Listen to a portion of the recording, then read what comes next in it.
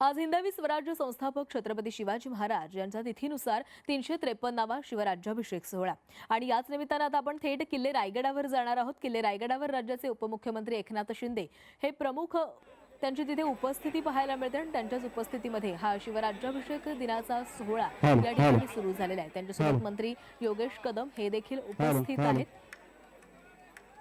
आज तिथीनुसार शिवराज्याभिषेक दिन सोहळा हा साजरा केला जातोय आणि यानिमित्त किल्ले रायगडावर विविध कार्यक्रमांचं आयोजन करण्यात आलेलं आहे। सोबतच मोठ्या संख्येनं शिवभक्त हे किल्ले रायगडावर दाखल झालेले आहेत। मंत्री भरत गोगावले देखील आपल्याला या ठिकाणी पाहायला मिळतात।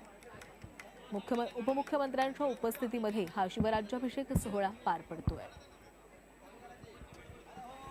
ओम यद्भक्तिले संपर्गात परमानंद संभवात तस्मै वेदाब्जाय पाद्यं शुद्धाय कल्पये महाराजाधिराज श्री छत्रपतये नमः पादयो पाद्यं समर्पयामि ओम तापत्रयहरं दिव्यं परमानंद लक्षणं तापत्रयेनोक्तिर्गवाहे कल्पयाम्यः श्री महाराजाधिराज शिव छत्रपतये नमः हस्तयो अर्घ्यं समर्पयामि ओम वेदानां विवेदाय देवानां देवतात्मने आत्मनं कल्पयामि स शुद्धानां शुद्धहेतवे श्री महाराजाधिराज शिव छत्रपतये